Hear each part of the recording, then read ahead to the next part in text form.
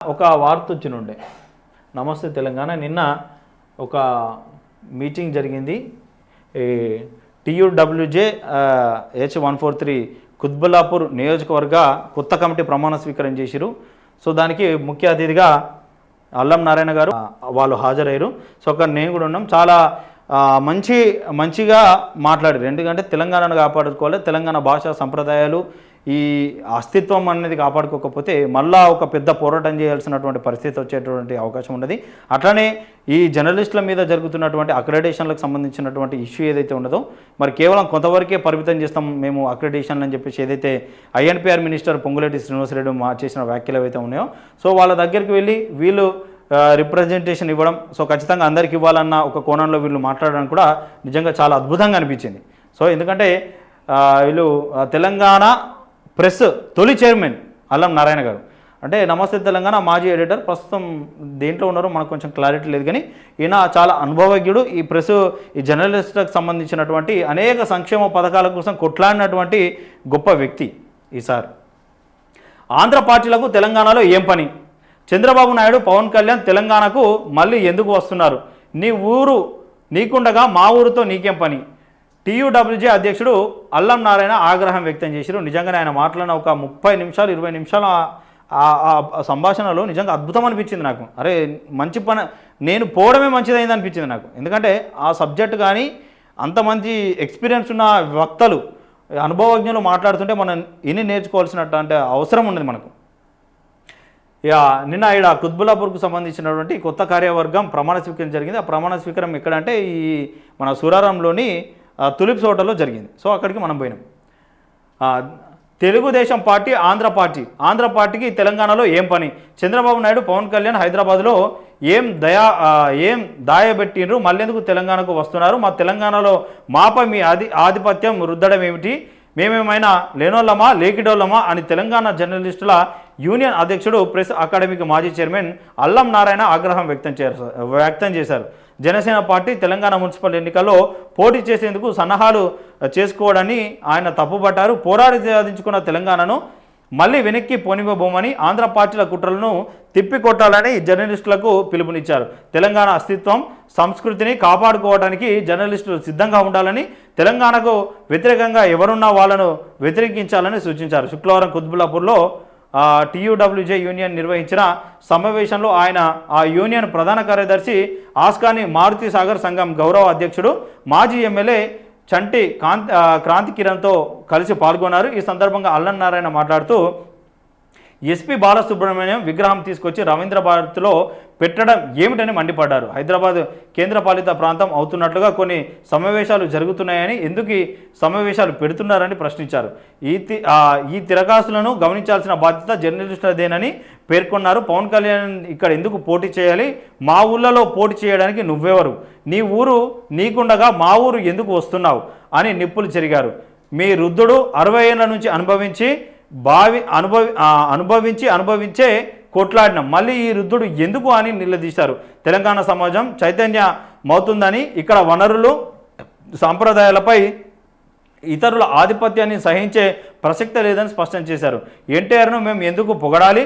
బాలసుబ్రహ్మణ్యం విగ్రహం ఎందుకు మాకెందుకు అని నిలదీశారు. మా గద్దరు మా అందశ్రీని మేము పొగుడుకుంటాం, 10 ఏళ్ళు ఇక అయిపోయాక మళ్ళీ మీ పెత్తనం ఏంటి అని అల్లం నారాయణ ఆగ్రహం వ్యక్తం చేసిరట. అంటే ఆంధ్ర వాళ్ళదే కాదు ఇక్కడ పెత్తనం అనేది, ఇక్కడ కూడా ఇప్పుడు మనం సోషల్ మీడియాలో చూస్తూ ఉన్నాం కదా గోబాక్ మార్వాడి అని. సో ఇట్లా అనేక రాష్ట్రాల నుంచి వచ్చి ఇక్కడ పాగా వేశారు.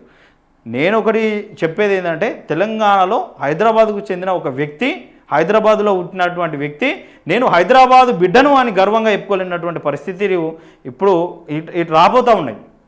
ఎందుకంటే హైదరాబాద్ అంటే నీది కాదురా భయ్, హైదరాబాద్ అంటే ఆంధ్రోళ్ళు ఉన్నారు, హైదరాబాద్ అంటే మళ్ళీ ఈ మార్వాడోళ్ళు ఉన్నారు, ఇంకో రాష్ట్రం ఉన్నది. హైదరాబాద్ నువ్వు మాది అని చెప్పుకుంటే నడవదే అని చెప్పేసి హైదరాబాద్ అనేటటువంటి పరిస్థితులు ఉన్నాయి. ఇప్పుడు మన అస్తిత్వం ఏంది, మన సంప్రదాయం ఏంది, మన గడ్డకు ఉన్నటువంటి విలువలేంది, మన దేనికోసం పోరాడినాం, దేనికోసం ఇప్పటికీ మనది ఉద్యమాల గడ్డ.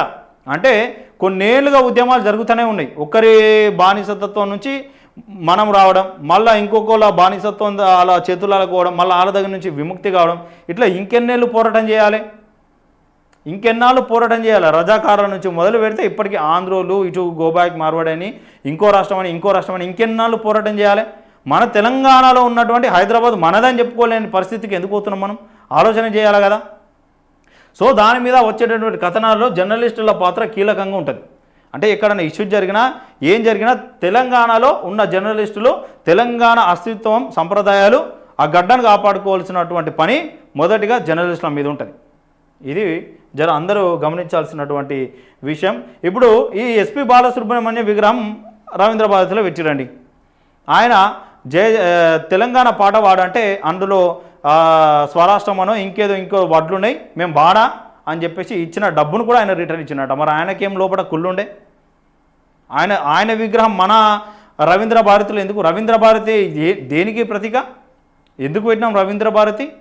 ఎంతోమంది గొప్ప గొప్ప కళాకారులకు వేదిక అది. తెలంగాణకు సంబంధించినటువంటి కళాకారులకు వేదిక. ఆ కళాకారులు ఆ వేదిక పంచుకోవడానికి పోతున్నప్పుడు మన రాష్ట్రం స్వరాష్ట్రం కావాలని పాడనని చెప్పేసిన ఎస్పి బాలసుబ్రహ్మణ్యం ముఖమాట విగ్రహం చూడాల్సిన అవసరం మనకేంది? ఎవరు ఎస్పి బాలసుబ్రహ్మణ్యం? పైసలు తీసుకొని పాటలు పాడినటువంటి వ్యక్తి. ఆయన తెలంగాణ కోసం ఏం చేసిండు? తెలంగాణ సినిమాలకు పాటలు వాడిండు కావచ్చు, కానీ దేనికి వాడిండు? పైసలు తీసుకున్న వాడిండు కదా. అట్లాంటి మరి స్వరాష్ట్రం సిద్ధించాలన్న ఒక వడ్డును ఎందుకు ఆయన తీసుకోలేడు? దానికి ఆయన డబ్బులు ఎందుకు రిటర్న్ ఇచ్చాడు? దీన్ని ఆలోచన చేయాలి కదా. అంటే మరి ఈ పాలకులు కూడా తప్పే ఉన్నది ఇక్కడ. ఈ కాంగ్రెస్ ప్రభుత్వం ఎందుకు అటెండ్ చేస్తూ ఉన్నదో అర్థం కానటువంటి పరిస్థితి. తెలంగాణ కోసం కొట్లాడినటువంటి వ్యక్తులు, తెలంగాణ కోసం అమరులైనటువంటి వ్యక్తులు, గత కొన్నేళ్లుగా తెలంగాణ కోసం పాటుపడుతున్నటువంటి వ్యక్తుల విగ్రహాలు రావాలి ఇక్కడ తెలంగాణలో. ఎవరెవరియో ఎక్కడెక్కడో మనకు సంబంధం లేనటువంటి వ్యక్తుల విగ్రహం మనకెందుకు? కొంతమంది చెప్తారు ఆయనను వేరే రాష్ట్రాలలో గొప్పగా పొగుడుతారు అంటే అక్కనే పెట్టాలి విగ్రహాలు, మనకెందుకు? మన రాష్ట్రం ఉన్నది, స్వరాష్ట్రం కావాలని చెప్పేసి పాట పాడని ఒకటి వ్యక్తిని మనకెందుకు మనం ఆయనను నెత్తి మీద పెట్టుకోవాలి?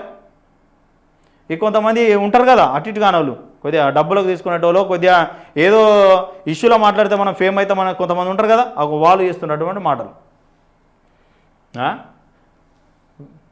మనం పోరాటాల గడ్డ, ఎన్నో పోరాటాలు చేసి ఎంతోమంది బందీల నుంచి మనం తెచ్చుకుంటున్నాం తెలంగాణను.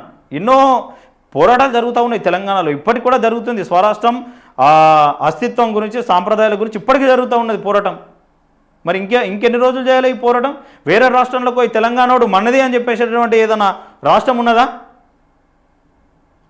ఆ రాష్ట్రం? కానీ ఇక్కడ వేరే రాష్ట్రాల వాళ్ళు వచ్చి ఇది మా రాష్ట్రం అని చెప్తా ఉన్నారు. ఇదేం దౌర్భాగ్యం ఇది? దీని మీద ఇంకెన్ని రోజులు మనం పోరాటం చేయాలి?